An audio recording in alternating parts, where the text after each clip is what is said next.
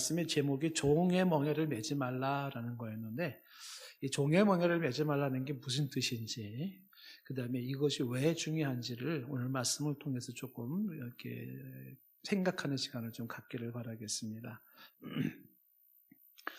1절 말씀에 나와 있는 거거든요. 1절 말씀에 보시면은 그리스도께서 우리를 자유롭게 하시려고 자유를 주셨다.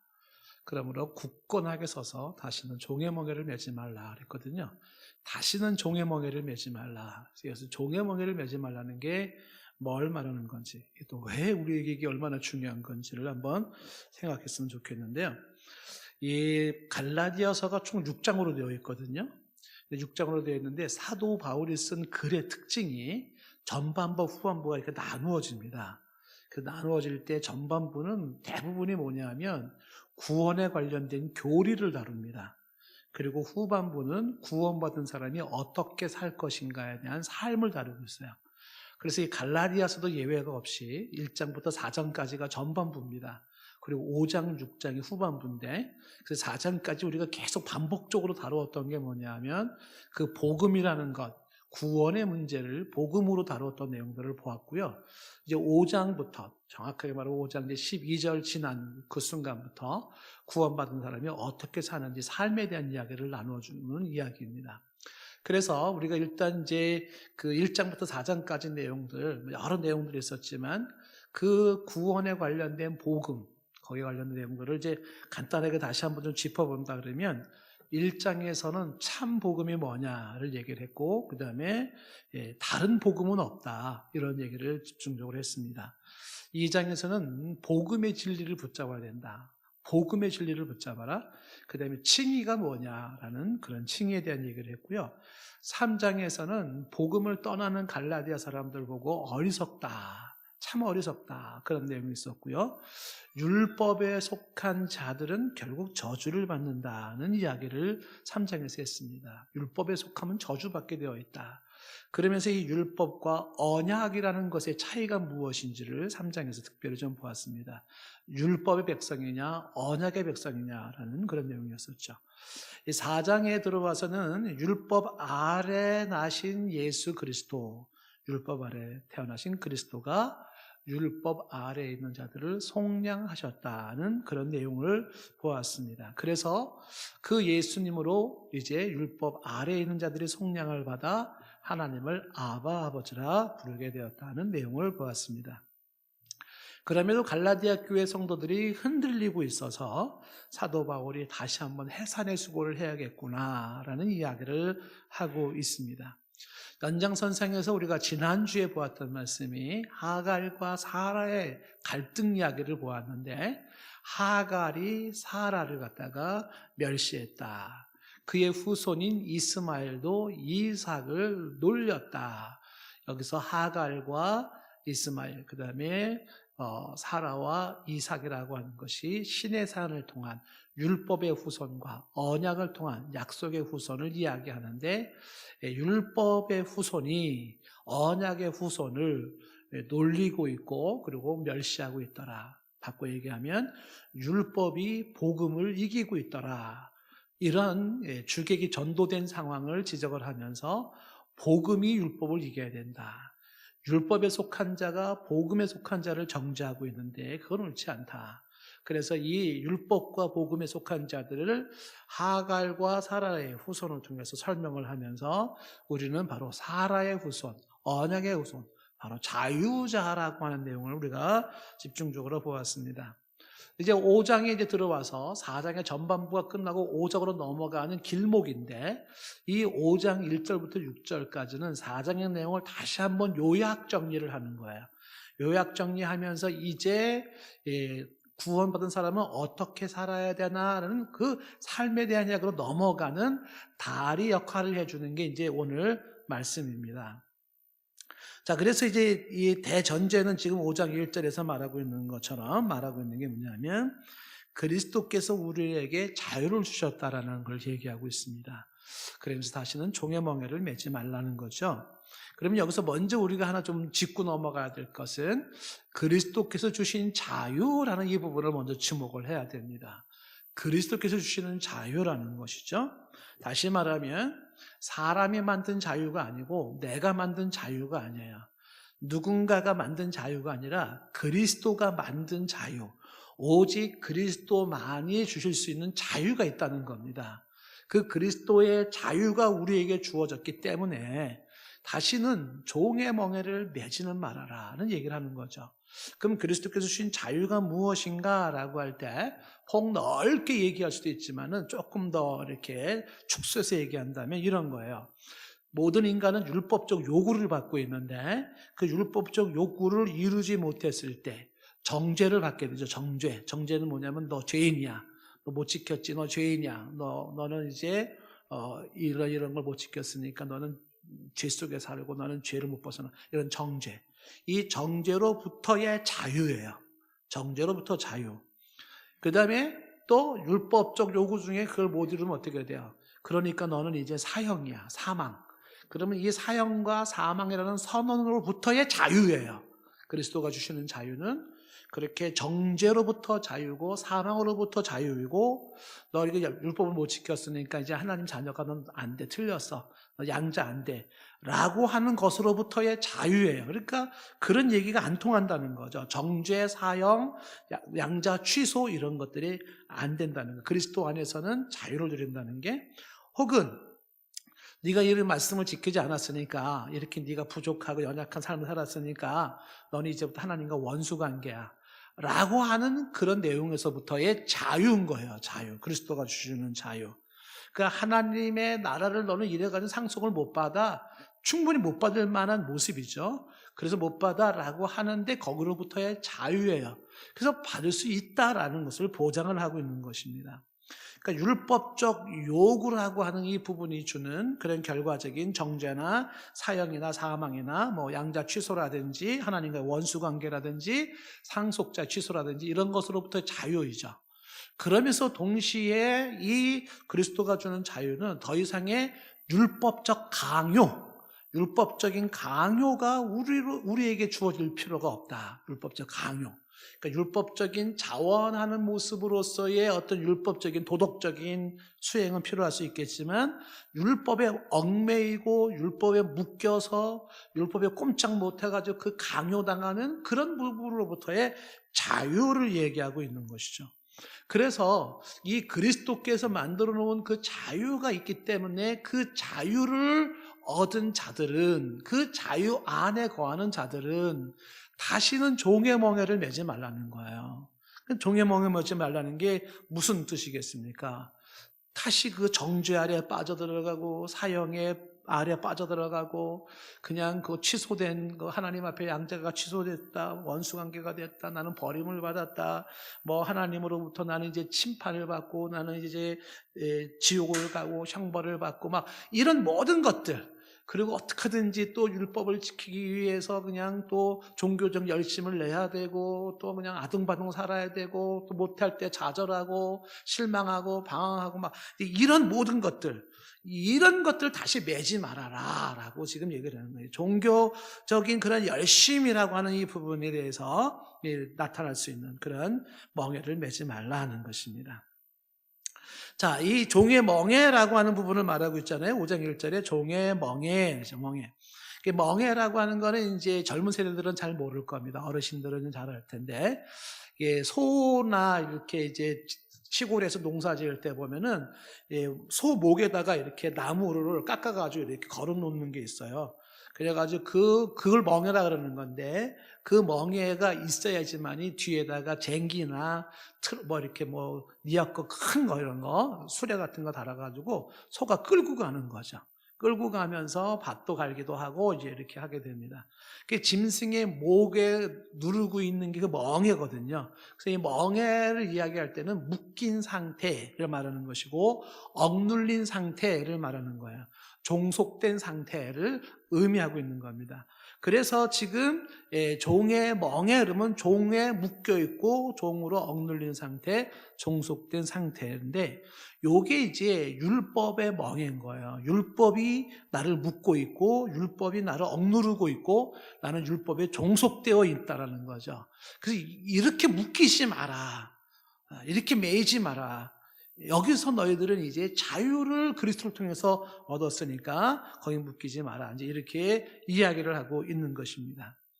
자, 이 율법의 멍에를 처음 얘기했던 사람이 이제 신약시대에 누가냐면 베드로가 이제 이 얘기를 한 적이 있었는데, 사도행전 15장에 가면은 세계 최초로 세계 종교회의가 한번 열려요. 1회. 세계 종교회 1회가 예루살렘 회의라고 하는 거예요. 여기서 이제 바울과 바나바의 무슨 파송 이런 문제도 있지만은 핵심 주제가 이방인들이 구원을 받는다? 가능하냐? 그러니까 이제 전반적인 흐름이 이방인들도 구원을 받더라. 이게 흐름이었습니다. 근데 여기 문제가 뭐냐면, 그래, 그럼 이방인들도 구원을 받는다면 그 사람들도 할례를 받아야 되고 율법을 지켜야 된다. 이 얘기가 나온 거예요. 왜 그러냐면 하나님의 선택받은 백성의 표시는 할례예요. 그랬기 때문에 지금까지는 구약의 백성들은 이스라엘 히브리인들 외에는 하나님의 백성이 안 돼요. 아무도. 그건 불가능해요. 그런데 하나님의 백성으로 인정될 수 있다 그러면 당연히 우리의 조상 때부터 내려왔던 할례의 징표가 그들에게는 있어야 된다. 그러니까 할례는 필수적으로 받아야 되고, 그리고 우리들의 삶의 규범인 율법은 지켜야 된다는 얘기가 나오게 된 겁니다. 자, 이게 이제 사도행전 15장 5절에 이제 이렇게 나와 있어요. 이 회의 장면에 바리새파 중에 한 사람이 이제 일어나서 말을 하는 거죠. 이방인에게 할례를 행하고 모세의 율법을 지키라 명하는 것이 마땅하다. 할례를 행하라고 해라. 모세의 율법을 지키라고 해라. 이게 마땅하다라고 이야기를 했어요. 그래서 이 문제 가지고서 이어지는 6절에 사도와 장로들이 막 의논했어요. 갑론을박 의논했는데 답이 안 나오는 겁니다. 이게 이방인들에게도 이걸 시켜야 되냐 말아야 되냐. 그때 7절에 베드로가 딱 일어서서 얘기를 하는 거예요. 많은 변론이 있은 다음에 베드로가 일어나. 이 베드로가 누구냐면 교회 당대 이제 최고 대표급이죠. 그 베드로가 일어나서 하는 말을 들어보십시오. 이렇게 얘기하죠. 형제들아, 너희도 알거니와 하나님이 이방인들로 내 입에서 복음의 말씀을 들어. 이방인들이 뭘 들어요? 복음의 말씀을 들어 믿게 하시려고 오래전부터 너희 가운데서 나를 택하시고 또 마음을 아시는 하나님이 우리에게 같이 그들에게도 성령을 주어 증언하시고, 그 이방인에게도 성령을 주었다. 복음의 말씀을 듣게 했고 믿게 하고 성령을 주었다. 요게 베드로가 앞에서 나온 12장에서 나와 있는 고넬료 사건 아닙니까? 그 10장에서 12장까지의 고넬료 사건에서 베드로는 경험했어요. 하나님이 이방인들도 구원하시네. 저들에게도 예수님의 복음을 통하여 구원에 이르게 하시네. 저들에게도 성령이 임하시네. 이거를 베드로가 경험해서 그 경험담을 이야기하는 거죠. 이방 사람들에게도 복음의 말씀을 듣게 했다, 믿게 했다, 성령을 주셨다. 그래서 계속 베드로가 말하는 게 이어지는 9절 말씀에 믿음으로 그들의 마음을 깨끗이 하사, 믿음으로 깨끗하게 하신 거예요.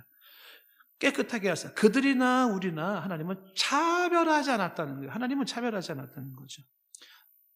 그러면서 이제 10절에 이런 얘기를 하죠. 그런데 지금 너희가 어찌하여 하나님을 시험하여, 이 하나님을 시험한다는 것은 하나님의 이러한 뜻이 있는데 이 뜻을 거절하여서, 혹은 하나님의 그러한 의도를 대적하면서 하나님이 이런 이방인들에 대한 마음을 부정하면서 그런 거예요. 그렇게 시험하면서 우리 조상과 우리도 능히 매지 못하던 멍에를 제자들이 목에 두르느냐, 이렇게 말한 거죠. 멍에를 두르느냐. 그 할례나 율법의 것은 지금도 유대인은 우리들에게는 멍에가 되고 있지 않느냐. 그것 때문에 얼마나 힘드냐. 근데 우리도 못하는 멍에를 저 이방 사람들에도 꼭 멍에를 줘야 되겠느냐, 이 얘기를 지금 베드로가 말하는 거죠. 멍에라고 하는 것은 할례나 율법의 멍에를 그들에게 줘서 되겠느냐. 우리가 그리스도를 믿음으로 이제 구원에 이르는데, 그래서 이제 이어지는 11절에 이렇게 말하죠. 그러나 우리는 그들이 우리와 동일하게 뭐로 구원을 받는 줄 안다? 주 예수의 은혜로 구원을 받는 줄을 믿노라. 그러니까 율법으로 행위로서가 아닌 주 예수를 믿음으로 구원받는 줄을 안다라는 거죠. 주 예수의 은혜가 뭐예요? 십자가의 은혜, 구속의 은혜, 대속의 은혜죠. 그 은혜로 구원받는 줄을 안다. 그러니 그 율법의 멍에를 매라고 하지 마라 라는 얘기예요. 자, 그런데 문제는 뭡니까? 율법의 명예를 메우면 안 돼요. 그 율법으로 우리가 구원받지 못해서 하나님의 방법으로 그리스도의 방법이 생기고 그리스도를 통해서 우리는 율법으로 못하는 것을 그리스도를 믿음으로써 구원을 받게 된 겁니다. 자, 그런데 지금도 예수를 믿는다는 사람들 중에는 자꾸 율법으로 돌아가는 사람들이 있다는 거예요. 율법의 멍에를 매는 사람들이 있다는 거예요. 대표적인 이 율법의 멍에를 가장 세게 메고 있는 사람들이 누구냐면 소위 말하는 이단들이에요. 그 이단들은요, 전형적으로 율법의 멍에를 메고 있어요. 구약의 어떤 율법을 지켜야 구원을 받는다, 아니면 유월절을 지켜야 된다, 나팔절을 지켜야 된다, 초막절 지켜야 된다, 장막절 지켜야 된다. 그거 안 지키면 구원 못 받는다. 천국 백성 못 된다. 그 절기를 지켜야 된다. 안식일을 지켜야 된다. 안 지키면은 구원받지 못한다. 천국 백성 안 된다. 예? 이런 식으로 구약의 음식법을 지켜야 한다. 그거 먹으면 그거는 말씀을 어기는 것이기 때문에 그건 하나님의 용납이 안 된다. 구약에서 먹지 말라는 거 먹지 말아야 된다. 막 이런 얘기들이 계속 나오는 거잖아요. 여기에다가 또 더 행위를 부추기는 게 뭐예요? 이단들은 조직에 대한 충성을 얘기하는 거예요. 예? 조직에 대해서 언제까지 몇 명을 전도해야 된다, 언제까지 얼마 돈을 헌금을 해야 된다, 이런 공로가 있어야지만이, 이런 업적이 있어야지만이, 그래서 하나님께서 당신을 참 신자라고 해서 이제 받아주지 않겠냐, 이런 식으로 자꾸 나가는 거예요. 이런 식으로. 그러니까 전도를 한다든지 헌금을 한다든지 하는 이런 모든 것들이 자기가 자원해서 자발적으로 하는 거라면 괜찮았지만, 근데 그거를 안 하면 너는 이제는 자격 미달이고, 너는 그것이 안 되면은 너는 뭔가가 택함 받은 사람이 아닌 것처럼 여긴다든지 이런 식으로 나오는 거예요. 그러니까 이 행위 구원을 강조하는 이단들이기 때문에 이단에 속한 사람들은 거의 다가 열심이 대단한 거예요.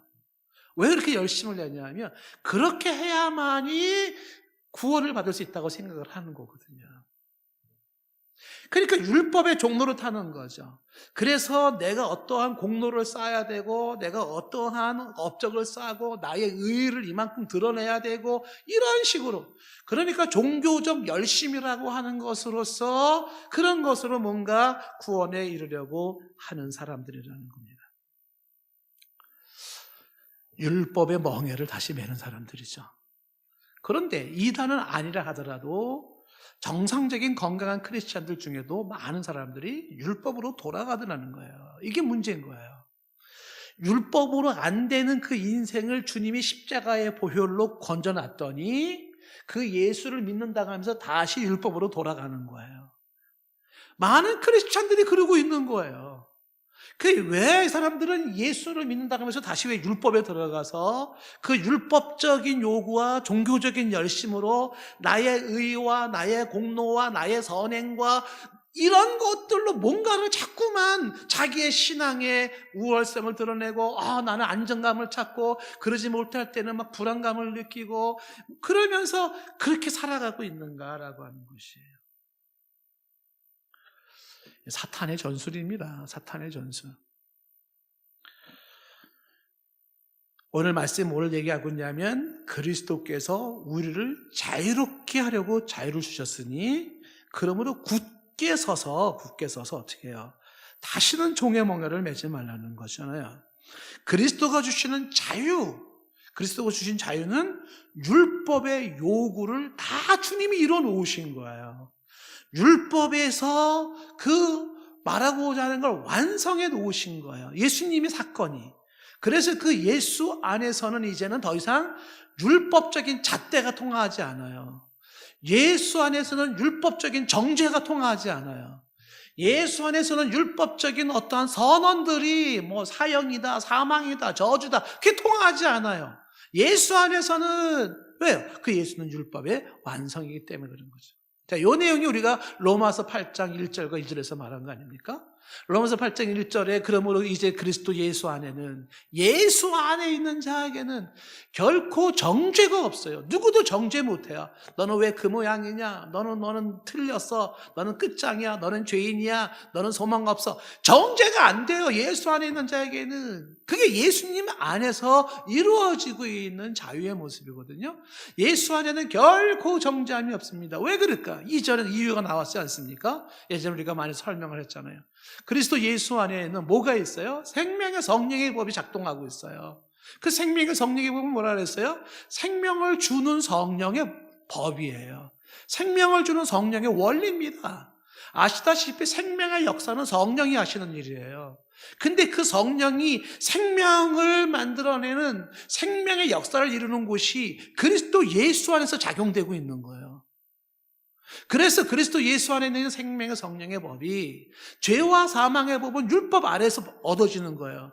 율법 아래 있는 한은 죄와 사망을 못 벗어나요. 이 죄와 사망이 뭐예요? 죄의 결과로 주어지는 사망이에요. 그러므로 예수 그리스도가 없는 사람은 모두가 율법 아래서 죄와 사망 아래에서 살아가요. 그 죄와 사망의 원리로 살아가는 거예요. 그 죄와 사망의 그 원리 속에서, 죄 속에서 신음하고 방황하고 사망 속에서 좌절하고 절망하고 있는 그 모습에서 예수님이 생명의 성령의 법이 작동하는 그 예수 그리스도 안으로 우리를 그쪽으로 불러주셨단 말이에요.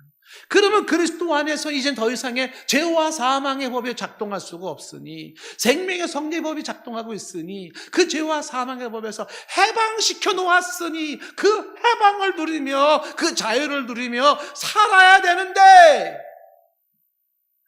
다시 율법으로 들어오더라는 거예요. 애써서 율법의 그 죄와 사망에서 건져가지고 생명의 성령의 법을 넣어놨더니 다시 어떻게 해요? 다시 또 기어가더라는 거예요. 율법으로 들어가면서 율법적인 종교적인 열심으로 그것으로 정죄받고 정죄하고 그것으로 좌절하고 절망하고, 오늘도 더 이 종교적 열심, 그 종교적 열심이라는 게 복음이 전제된 거면 그나마 괜찮아요. 근데 이러한 율법과 종교적 열심으로 나의 의를 세우고 공로를 세우고 그것으로 나의 구원을 이루려고 하고 그것으로 하나님 앞에 인정받으려고 하는 그 부분이 문제라는 것이죠. 그래서 지금 말하는 게 뭐냐면, 그리스도께서 우리에게 자유를 주시지 않았느냐. 그러니까 다시는 종의 멍에를 매지 말라, 이렇게 이야기하고 있는 것입니다. 종의 멍에를 매지 말라. 자, 이게 왜 이렇게 이제 중요한 문제가 되는가? 경고를 줍니다. 어떤 경고를 주나 보세요. 2절 말씀 보세요.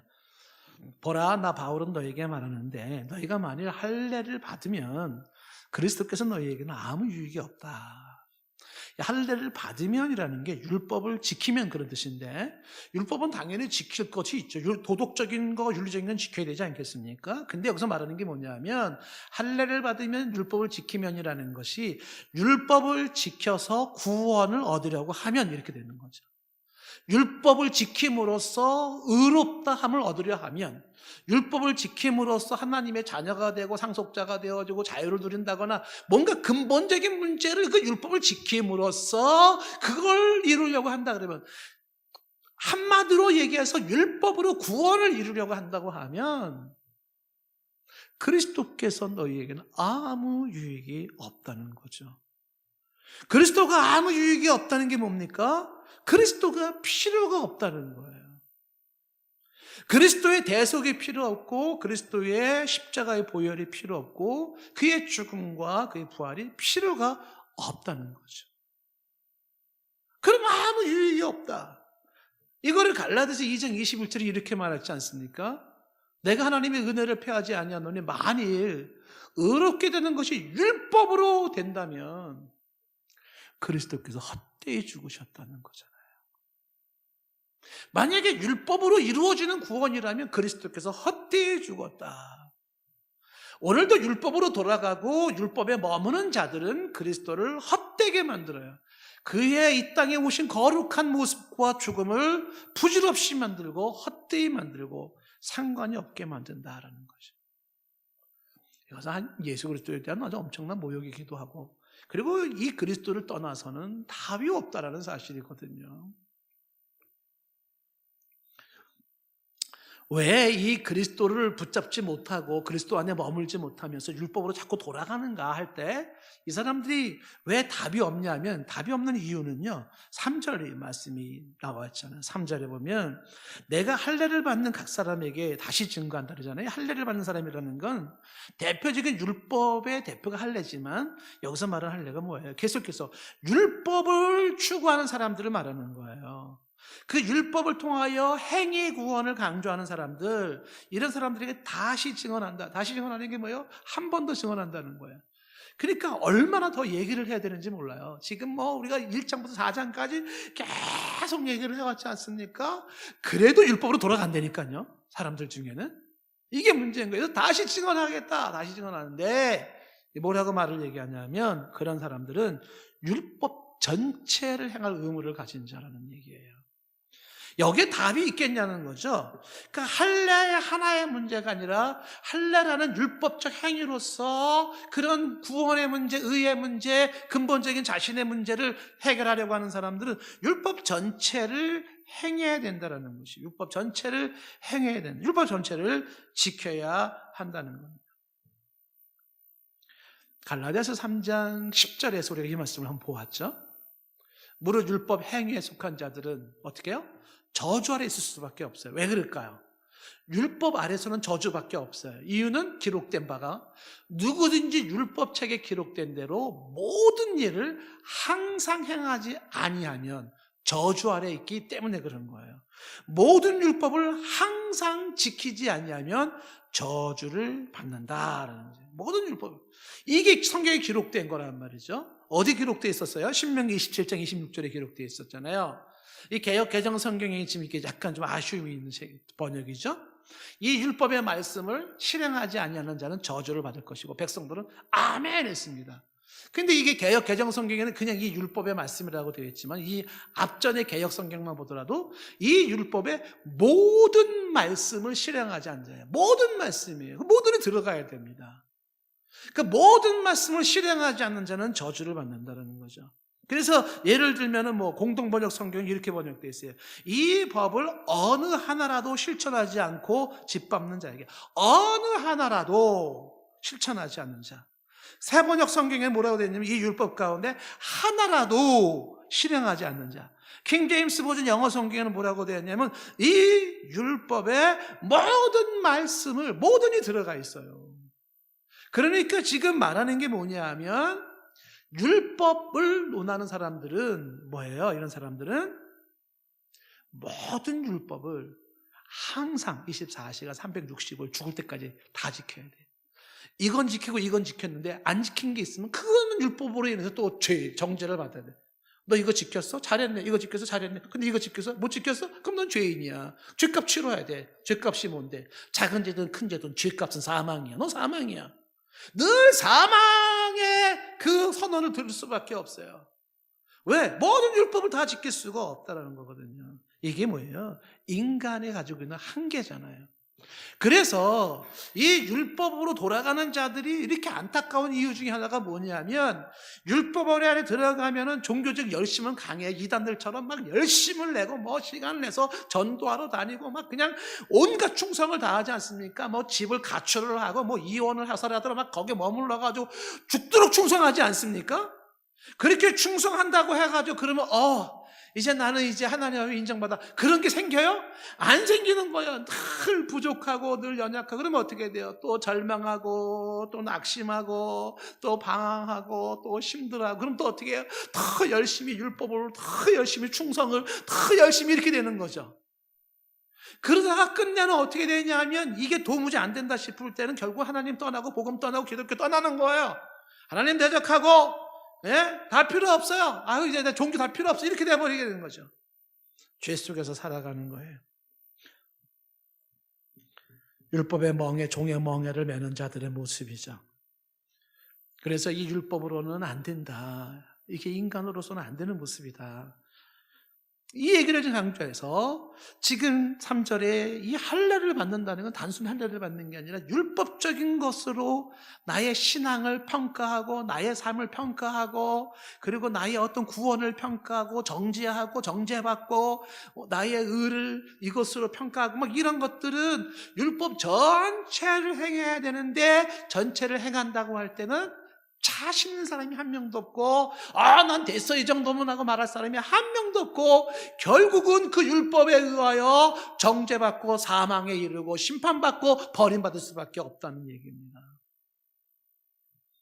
오늘 4절 말씀이 이렇게 계속 얘기를 해요. 4절에 율법 안에서 의롭다함을 얻으려 하는 너희라고 말하고 있지 않습니까? 율법 안에서 의를 찾는 너희예요. 율법 안에서 내가 이렇게 했으므로 행위를 함으로써 그렇게 뭔가를 얻으려 하는 너희 이런 사람들은 그리스도에게서 끊어지고 은혜에서 떨어진 자라는 거예요. 그리스도에게서 끊어지고 은혜에서 떨어졌다는 거죠.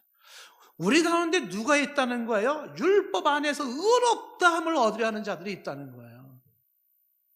이거를 지난번 4장 21절에 뭐라고 말했어요? 율법 아래 있고자 하는 자들아 그랬잖아요. 율법 아래 있고자 하는 자들아. 율법으로 돌아가는 자들을 말하는 거예요. 율법으로 돌아가는 자들아. 이들은 뭐예요?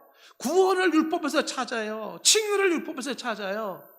하나님 앞에서의 양자됨을 율법에서 찾아요. 율법적 행위의 문제로 하나님 앞에서 인정받고 하나님이 주시는 걸 상속받고 율법적인 문제로 나 이 정도면 됐지, 나 잘났지, 율법적인 문제로 너는 형편없지, 넌 틀렸지, 율법적인 것으로 인해서 시비가 왔다 갔다 해요. 이런 식으로 율법에 머무는 자들, 율법으로 의롭다는 자들, 율법으로 돌아가는 자들은 모든 구원의 근거를 율법에서 찾으려고 하고 사람에 대한 평가를 율법에서 찾으려고 하고 나의 모든 존재를 율법으로 이야기하는 이런 사람들은 인간의 한계가 뭔지를 모르는 사람이고 그리스도의 구속의 은혜가 뭔지를 모르는 사람이라는 거예요. 답이 없어요. 그래서 4절에 이런 사람들은 결국 그리스도에게서 끊어진 자예요. 은혜에서 떨어지는 자예요. 그리스도가 상관이 없는 자예요. 그리스도의 은혜에서 벗어난 자입니다. 구원에서 제외된 자입니다. 크리스찬이 아닌 겁니다. 목사님 그동안 교회에서 얼마나 열심히 했는데 크리스찬이 아니에요. 그리스도를 벗어났다면. 제가요 구제 사업을 얼마나 많이 했고 선행을 얼마나 했고 제가요 얼마나 교양 있게 살았는데요. 크리스찬이 아니에요. 그리스도에게서 끊어진 자요. 당신에게는 죗값을 치러야 될 저주받은 것밖에 남은 게 없어요. 무슨 섭섭한 말씀을 그렇게 하세요? 섭섭해도 할 수가 없어요. 하나, 둘, 셋, 넷, 다섯, 여섯, 일곱, 여덟, 아홉 개, 10가지는 잘할지 모르지만 100개, 150개, 200개, 300개, 500개 이 범죄 행위들은 어떻게 할 건데요? 그 죗값을 치러야죠. 그래서 사도 바울이 얘기를 하는 게 뭐냐면 다시 그 율법의 멍에를 매지 마라. 그리스도가 자유를 주지 않았느냐. 그 자유를 가지고 살아야지. 왜 자꾸 율법적 잣대에 의해 가지고 그 율법적 멍에를 매느냐는 거예요. 근데 이 이야기가 굉장히 중요한 얘기가 그 다음에 나오는 거예요. 사도 바울이 좀 큰 고민이 생긴 게 뭐냐면 지금 갈라디아서 1장부터 4장까지가 구원에 관한 이야기고 5장부터 6장까지 구원받은 사람의 삶에 대한 이야기를 지금 하려고 하는데 그 구원과 삶에 대한 이야기를 연결시켜주는 이 대목에서 지금 딱 걸리게 되는 게 뭐냐면 다음 말씀이에요. 5절 말씀입니다. 이게 이제 심각해지는 거죠. 5절에 뭐라고 말했냐면 우리가 성령으로 믿음을 그런 믿음을 따라서 의의 소망을 기다린다는 이야기가 나오거든요. 근데 이 이야기가 앞의 내용과 연결시켜서 볼 때 왜 이렇게 중요하냐면 여기 잘 보세요. 믿음은요, 참 믿음은 성령으로 주어지는 거예요. 그러니까 예수 그리스도에 대한 믿음을 제대로 가진 사람들이 누구냐면 성령으로 믿음을 가진 사람인 거예요. 이렇게 성령으로 믿음을 가진 사람이 그 믿음을 따라서 어떻게 해요? 의의 소망을, 앞을 소망을 기다릴 수가 있는 거예요. 바꿔 얘기하면 뭐냐면 그 믿음이 진정한 믿음이 아니라 그리스도 안에 머물 수 없는 믿음이라면 성령에 의한 믿음이 아니죠. 성령의 역사가 없다는 거예요. 그 성령의 역사가 없다면 앞으로의 소망도 없다는 겁니다. 다른 소망 기대할 게 없다는 겁니다. 그래서 지금 체크하는 거죠. 지금 나의 믿음, 구원에 관련된 기초 믿음이 이게 성령의 역사에 의한 믿음인지 아닌지가 그 다음 내 삶을 결정하는데, 보아하니까 이게 나타나는 현상을 가만히 보아하니까 성령에 의한 믿음이 아닌 것처럼 보여지는 겁니다. 그렇다면 이거 진짜 성령의 역사한 믿음이 아니었단 말이야? 그러면 그 다음에는요, 그 다음 차원은, 그 다음 삶은, 영원한 삶은 소망이 없어요. 왜? 그 다음 구원받은 자의 삶이나 영원한 소망, 성령의 역사로 가능하기 때문에 그런 거예요. 성령이 역사하지 않은 믿음이라면 앞으로도 성령이 역사하지 않을 텐데, 그랬을 때 거기에는 더 이상 소망이 없다는 겁니다. 심각해지는 겁니다.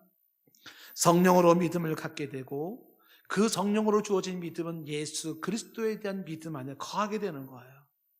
그래서 그리스도의 이 복음의 믿음을 가질 수 없다면 그는 성령의 역사가 없다는 반증인데 한 걱정이 되는 겁니다. 갈라디아서 3장 3절에서 5절에서 사도 바울은 이 걱정을 했지 않습니까? 너희가 이같이 어리석으냐? 이같이 어리석으냐?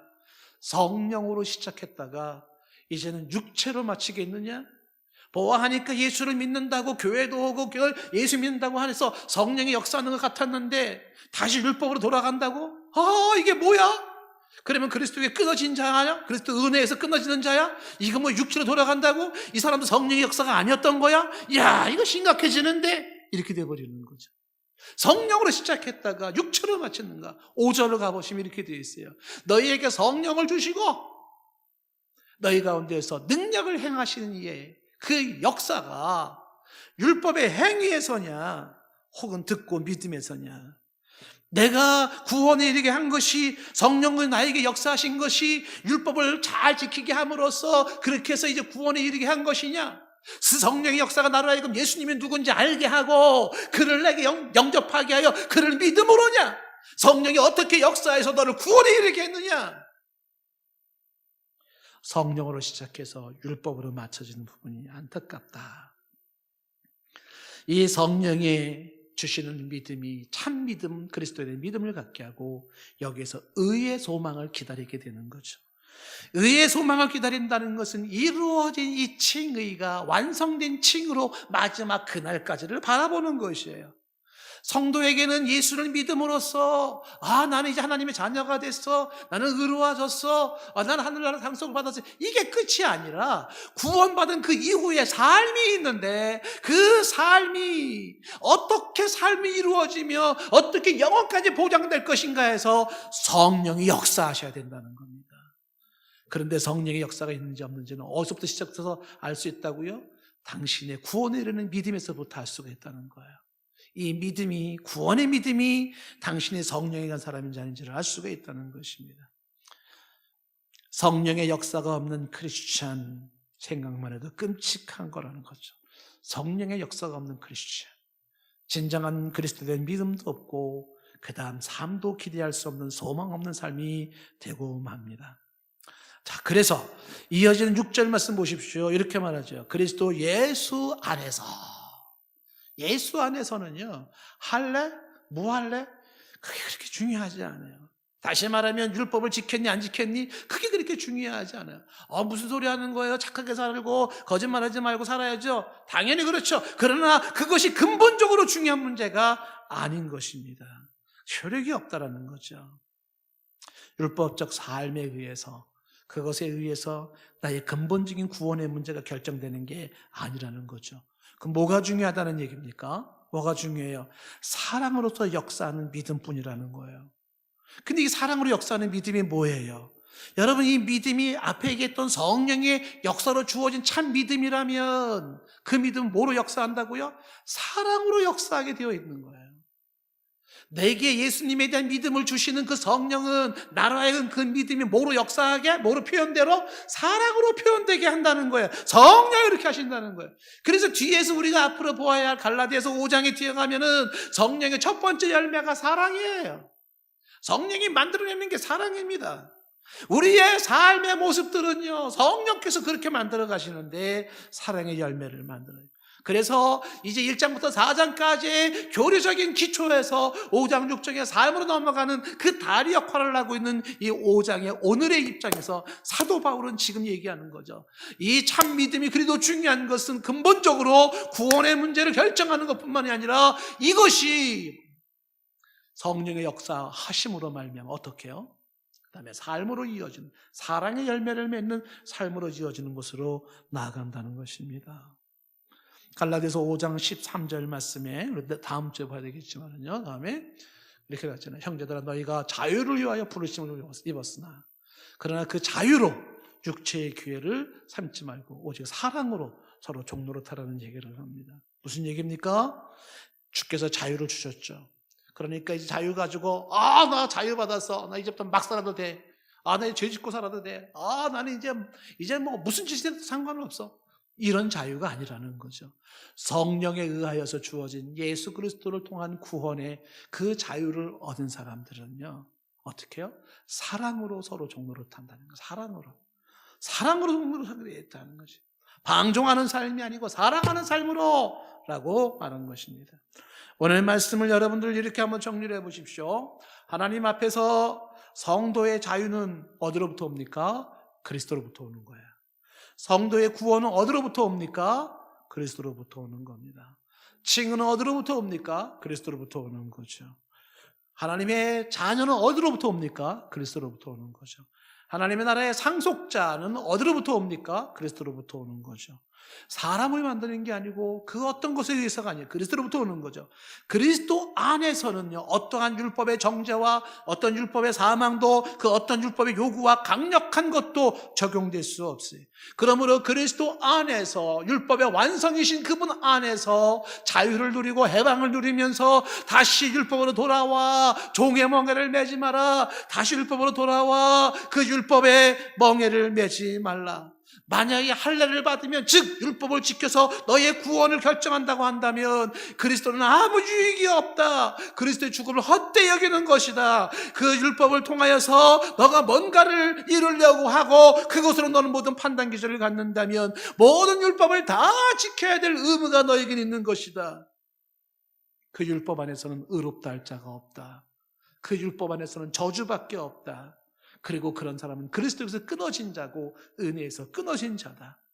그리스도 안에 머무는 자들은 성령이 주시는 믿음을 갖고 그리스도가 누구인 줄 알고 그리스도를 나의 주님으로 영접하여 그 믿음 안에 거하는 자로서 성령의 역사가, 그 믿음을 가진 자들이 그리스도 안에 머물고 그리스도의 그 은혜 아래에서 감사와 자유와 소망을 가지면서 그 안에서 사랑으로 역사하는 성령의 역사와 영원한 소망까지, 미래의 소망까지 갖게 하는 성령의 역사심이 있다는 사실이에요.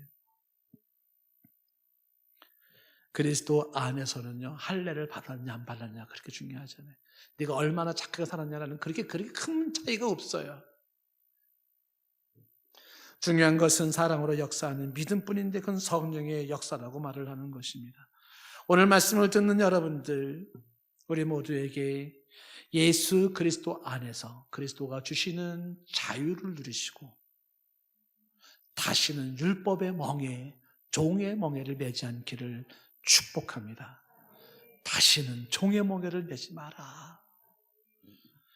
말씀을 생각하시면서 함께 찬양합시다.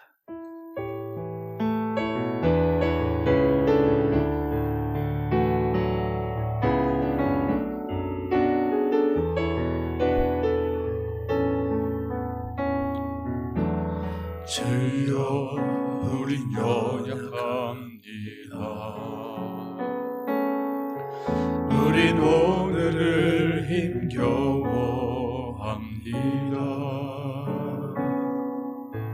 주 이루며 살기에 부족합니다. 우린 연약합니다. 주여 우린 넘어집니다. 주여 우린 넘어집니다. 오늘 하루 또 실수합니다. 주의 긍휼을 구하는 죄인입니다. 우리 주만 바라봅니다. 다시 한번 주여 우린 연약합니다. 주여 우린 연약합니다. 우린 오늘을 힘겨워합니다. 주 뜻 이루며 살기에 부족합니다. 우린 연약합니다. 주여 우린 넘어집니다. 주여 우린 넘어집니다. 오늘 하루 또 실수합니다. 주의 긍휼을 구하는 죄인입니다. 우리 주만 바라봅니다.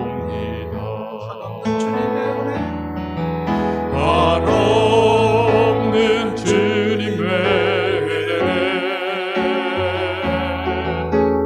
온 세상 위에 넘칩니다. 가릴 수 없는 주 영광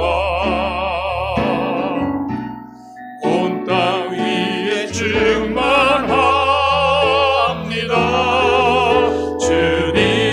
주님만이 이리 오니 우린 그 길 따라갑니다. 그날의 흐릴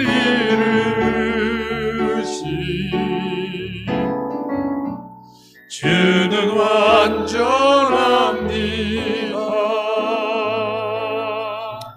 우리 반주 계속해 주시고 잠시 기도하는 시간을 갖습니다. 세상에는 많은 이론이 있습니다. 너무나 혼란스러운 철학과 사상과 또 많은 문화와 도전과 수많은 것들이 우리를 억누르고 있습니다.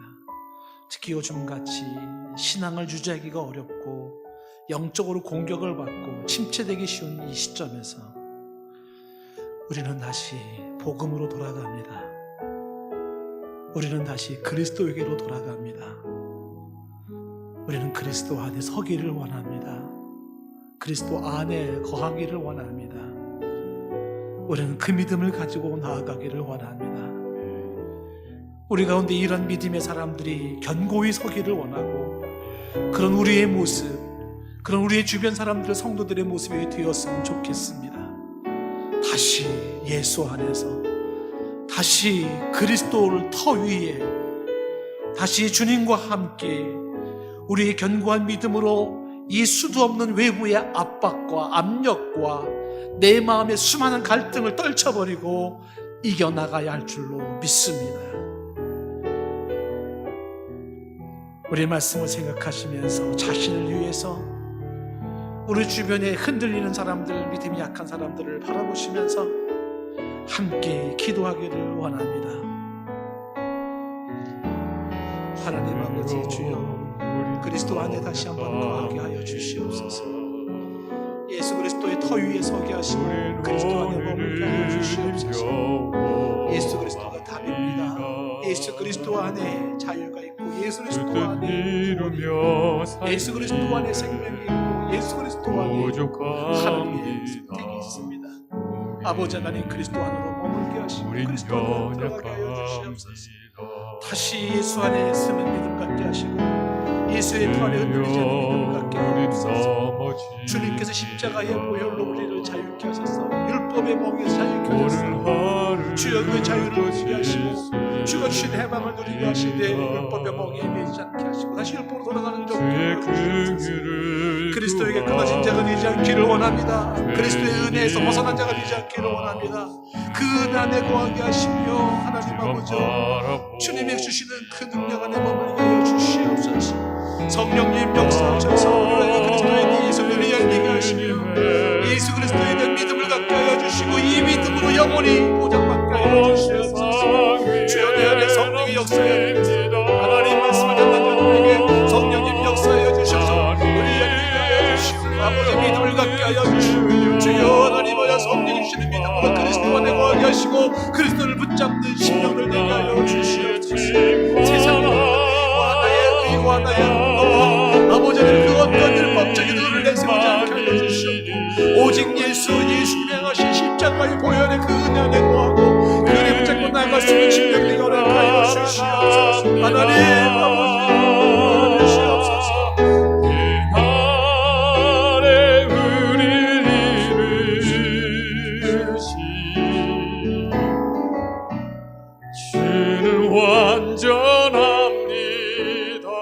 한없는 주님의 은혜 한없는 주님의 은혜 온 세상 위에 넘칩니다. 온 세상 위에 넘칩니다. 가릴 수 없는 주의 영광 가릴 수 없는 주 영광 온 땅 위에 충만합니다. 온 땅 위에 충만합니다. 주님만이 길입니다. 주님만이 길이오니 우린 그 길 따라갑니다. 우린 그 길 따라갑니다. 그날에 우리를 이루신 그날에 우리를 이루신 주는 완전합니다. 주는 완전합니다. 다시 한번 한없는 주님의 은혜 한없는 주님의 은혜 온 세상 위에 넘칩니다. 가릴 수 없는 주 영광 가릴 수 없는 주 영광 온 땅 위에 충만합니다. 주님만이 길입니다. 주님만이 길이오니 우리는 그 길을 따라갑니다. 우린 그 길 따라갑니다. 그날에 우리를 이루신 그날에 우리를 이루신 주는 완전합니다.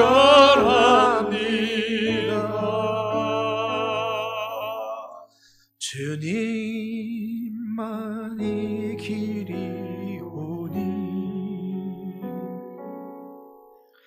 우린 그 길 따라갑니다.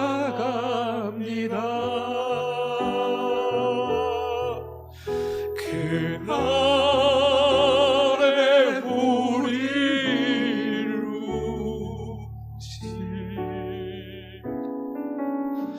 주는 완전합니다.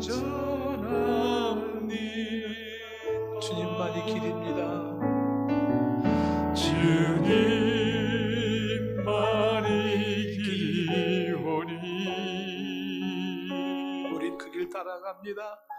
우린 그 길 따라갑니다.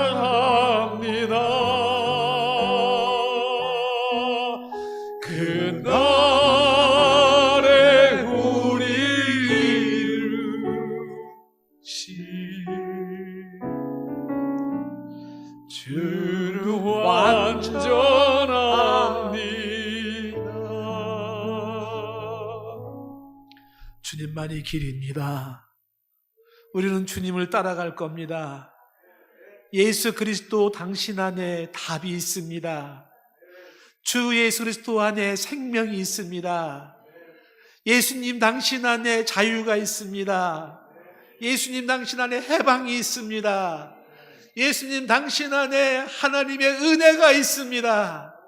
그 예수 안에 머물겠습니다. 그 예수 붙잡겠습니다.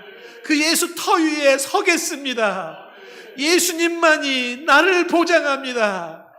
예수님만이 나의 내일을, 영원한 미래를, 소망을 보장합니다. 예수 붙잡겠습니다. 다시 율법으로 돌아가지 않겠습니다. 율법의 멍에, 종의 멍에 지지 않겠습니다. 예수 안에 자유와 기쁨을 누리며 살겠습니다. 험한 세상, 힘든 인생길, 더욱이 온전한 신앙을 갖기 어려운 이 순간에 오직 예수만이 길임을 저희들이 고백하며 그 길을 따라가고 그날에 우리를 이루실 주님을 저희들은 믿고 묵묵히 예수의 제자로 나아가기를 원합니다. 다시 예수 그리스도의 믿음이 회복되게 하옵소서. 예수님의 이름으로 기도드리옵나이다. 아멘.